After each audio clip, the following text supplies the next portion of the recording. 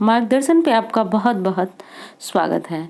दोस्तों, करवा चौथ का व्रत हर सुहागिन महिला करती है और ये बहुत खास होता है हम सभी के लिए।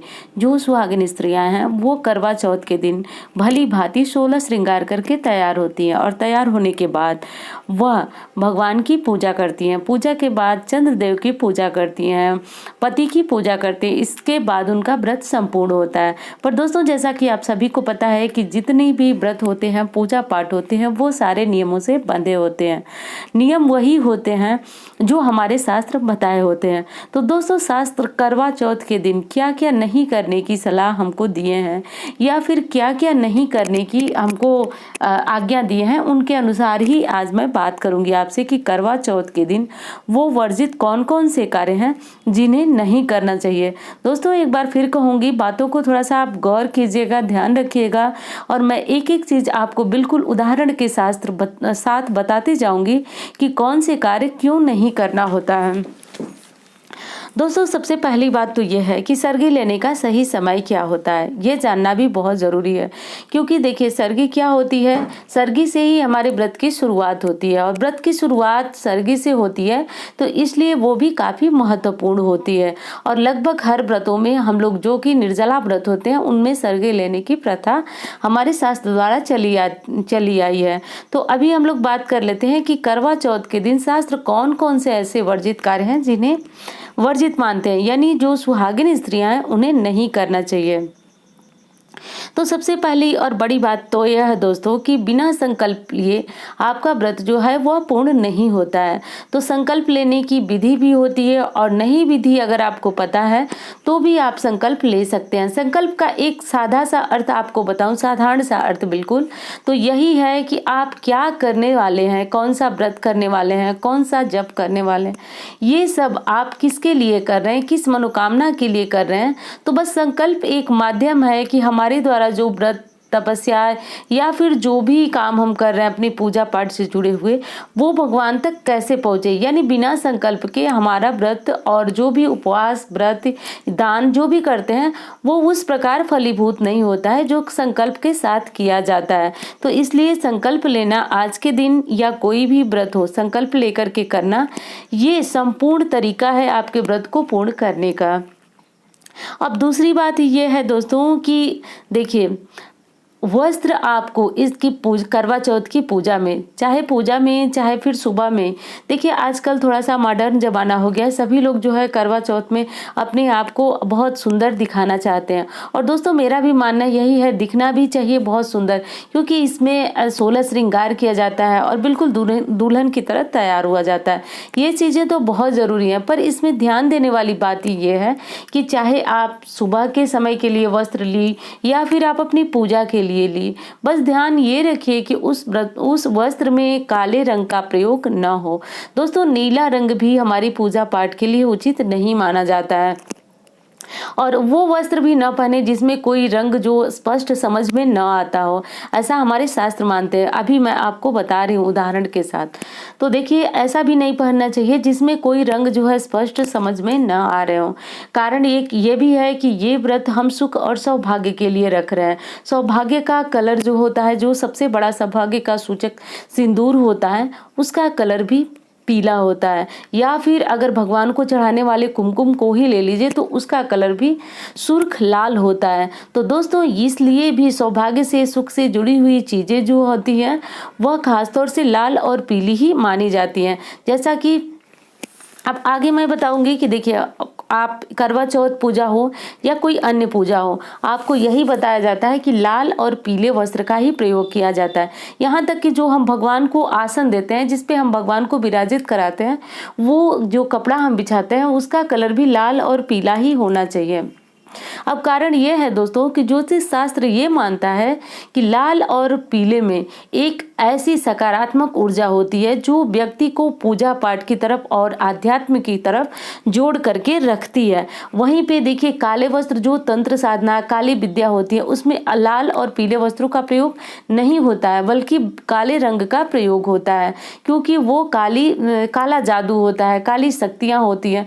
तो फिर उसके लिए उस रंग का वस्त्र बहुत आवश्यक आवश्यक होता है, पर जो हम शुभ कार्य करते हैं जैसे पूजा हुआ, पाठ हुआ, शादी हुआ, ब्याह हुआ, तो उसमें इस रंग का प्रयोग होता है। कई महिलाएं सब कुछ जानती हैं क्योंकि वो बहुत अधिक समय से ये व्रत रखती हैं, पर ये वीडियो उनके लिए बहुत ज़्यादा ज़रूरी होगा जो पहली बार ये व्रत रख रही हैं। तो इस बात को भी बहुत अधिक आपको ध्यान रखना है कि आपके पहनावे का रंग क्या हो। और दोस्तों देखिए, सुबह के समय एक बार मैं फिर ये बात दोहरा रही हूँ कि आजकल जो है लोग 2 वस्त्र ले रहे हैं, एक सुबह में पहनने के लिए, एक शाम में। तो सुबह से भी अगर आप इन रंगों को न पहने तो ये आपके लिए बहुत अच्छा होगा। तीसरी बात है दोस्तों कि सुहाग की सामग्री। देखिए, करवा चौथ के दिन हम घर में जितनी भी स्त्रियां होती हैं, अगर अकेली हैं तो कोई बात नहीं है, पर सास, बहू, भाभी, बुआ, ननद जो भी हैं वो एक साथ तैयार होती हैं। तो उनमें होता क्या है कि आपको अपनी सुहाग की सामग्री किसी के साथ जो है बांटना नहीं है। जैसे सिंदूर हो गया, चूड़ियाँ हो गई, या फिर आपका बिछुआ हुआ, या फिर आपकी लिपस्टिक, मतलब कोई भी सामग्री जो आपके सुहाग से जुड़ी हुई है वो आज के दिन आपको किसी को देना नहीं है। क्योंकि दोस्तों शास्त्र में ऐसी मान्यता है कि जो सुहाग सामग्री हम स्वयं इस्तेमाल करते हैं वो हमारे तक ही सीमित रहनी चाहिए, उसमें से हम अन्य किसी को नहीं दे सकते हैं। हाँ, देना अगर है तो आप पूजा में जो सामग्री इस्तेमाल कर रहे हैं या फिर माता गौरा को जो चीज़ें चढ़ा रही हैं वो तो हम सास को देते ही हैं। अगर आपको किसी को देना है तो चढ़ाई हुई वस्तु आप दे सकते हैं, उसमें से आपको कोई दोष नहीं है, या फिर आपके सुहाग पे भी किसी प्रकार की कोई दिक्कत नहीं है। बस उन चीज़ों को मना किया जाता है जिसे आप इस्तेमाल कर, जैसे जिस सिंदूर को आप लगा रही हैं उसे किसी और को ना दें, जो बिंदी आप इस्तेमाल कर रहे हैं उसे किसी और को ना दें। तो आज के दिन, जो कि ये व्रत सुहाग का ही है, तो आज के दिन तो इन चीज़ों को नहीं देना चाहिए। ये बहुत छोटी बात है पर बिल्कुल बहुत ज़रूरी बातें हैं, इनको ध्यान में रखना हमारे लिए बहुत ज़रूरी है। और दोस्तों देखिए, व्रत और कोई भी व्रत हो उसमें एक चीज़ का ध्यान दिया जाता है कि शारीरिक और मानसिक शुद्धि पे। दोस्तों शारीरिक शुद्धि तो हम सभी कर लेते हैं स्नान से, और स्नान के बाद जो है हम स्वच्छ वस्त्र पहन लेते हैं, तो ये हो गई हमारी शारीरिक जो स्वच्छता है। पर दोस्तों मानसिक स्वच्छता के लिए हमें क्या करना चाहिए? कई बार हम व्रत रखे होते हैं और मन में जो है किसी के लिए गुस्सा, क्रोध, द्वेष, इस तरह की भावनाएं चल रही होती हैं, तो इनसे भी बचने की पूरी कोशिश करनी चाहिए। दोस्तों कोशिश करनी चाहिए कि जिस दिन हम व्रत हैं उस दिन सिर्फ भगवान का नाम स्मरण करें, उनका नाम लें, और किसी के लिए चुगली, गुस्सा, इस तरह की बातें न करें। दोस्तों होता यह है कि जब हम व्रत रखती हैं तो कहीं ना कहीं से फ़ोन आता है या फिर हम करती हैं, तो इसमें पूरी उम्मीद होती है कि हम दूसरे की बातें करेंगे, तो दूसरे की बातें या चुगली, इस तरह की चीज़ें करने से आपको बचना चाहिए। क्योंकि व्रत को पूर्ण करने में इन चीज़ों का बहुत महत्व होता है, यानी शारीरिक और मानसिक शुद्धि का, तो दोनों का आपको ध्यान रखना बहुत ज़रूरी है। अब दोस्तों बात आती है कि देखिए, हम अपने लिए तो बहुत सारी चीज़ें जो होती हैं वो बिल्कुल ब्रांडेड क्वालिटी की खरीद लेती हैं, पर जो चीज़ें हम दान करते हैं, दान करना या फिर सास के लिए जो थाली निकालते हैं, उसमें भी आप या तो अपने से बहुत अच्छी चीज़ें रखें, अपने से अच्छी, या आप जो लगाती हैं उससे अच्छी चीज़ें सास के लिए रखें, या फिर कम से कम वो चीज़ें, उस प्रकार की चीज़ें आप ज़रूर रखें जो आप अपने इस्तेमाल करते हैं। दोस्तों हमारे शास्त्र के समय से ये चीज़ें चली आ रही हैं कि आप जो भी चीज़ें, मैं यहाँ पे सास की थाली की ही बात नहीं कर रही हूँ, आप जो भी दान करते हैं उसकी बात कर रही हूँ, कि जो भी दान आप करते हैं वही आपको मृत्यु पर्यंत मिलता है। ऐसा कई बार हमारे शास्त्रों में भी वर्णन है। एक उदाहरण मैं आपको अभी दे रही हूँ कि देखिए, दानवीर कर्ण, महाभारत की काल की कथा है। दानवीर कर्ण का नाम आप सबने सुना होगा। दानवीर कर्ण जो थे वो स्वर्ण का ही सिर्फ दान करते थे, सिर्फ सोना ही दान करते थे। मृत्यु पर्यंत उन्हें स्वर्ग नसीब हुआ, स्वर्ग में गए। स्वर्ग में जाने के बाद सबको जो है अन्न वाला, मतलब अनाज भोजन के रूप में दिया जाने लगा, पर वहीं कर्ण को जो है वह अनाज की जगह स्वर्ण दिया जाने लगा। इस पे कर्ण ने चौंक करके पूछा कि आखिर सबके सामने जो है भोजन की थालियां हैं और मुझे भोजन के बदले ये स्वर्ण दिया जा रहा है, ऐसा क्यों? तब वहाँ स्वर्ग अधिपति देवराज इंद्र ने उनसे कहा कि हे कर्ण, आपने जो है दान स्वरूप सिर्फ स्वर्ण ही दान किया था, इसके कारण आपको जो है स्वर्ण ही भोजन स्वरूप मिल रहा है। तो इस पे जो है कर्ण को ग्लानि हुई, उनको ये महसूस हुआ कि मुझे अन्य और वस्तुओं का भी दान करना चाहिए। तो दोस्तों इस प्रकार जो है स्पष्ट प्रमाण मिलता है कि जो चीज़ें हम दान करते हैं वही चीज़ें हमें मृत्यु पर्यंत मिलती हैं। तो इन बात का ध्यान रखना चाहिए कि हमें दान जो है वह बहुत अच्छी किस्म की चीज़ों का ही करना चाहिए। अगली और सबसे अंतिम बात ये है दोस्तों कि जब आपका व्रत समाप्त हो जा रहा है, समाप्त का अर्थ है कि जब आप चंद्रमा को अर्घ दे ले रहे हैं, पति की पूजा कर ले रहे हैं और स्वयं भी पति के हाथ से जल ग्रहण कर ले रही हैं, तो इसके बाद जब आप अपने भोजन की थाली लें, तो दोस्तों भोजन की थाली में से आपको सर्वप्रथम 3 जीवों को भोजन निकालना है। उस भोजन से जो थाली आपने अपने लिए लगाई है, किसके लिए दोस्तों? क्योंकि देखिए सबसे पहला निवाला जो होता है वो गौ के लिए निकाला जाता है, गौ ग्रास। तो जब कोई व्रत करते हैं, व्रत के बाद जब आप पारण करने लगते हैं, तो बिना गौ ग्रास निकाले आपका जो व्रत है वह पूर्ण नहीं होता है। तो सबसे पहले अपने रोटी के टुकड़े में से जो भोजन आप करने वाले हैं उसमें से थोड़ा थोड़ा निकाल के गौ माता के लिए रख दें और थोड़ा भोजन कुत्ते के लिए।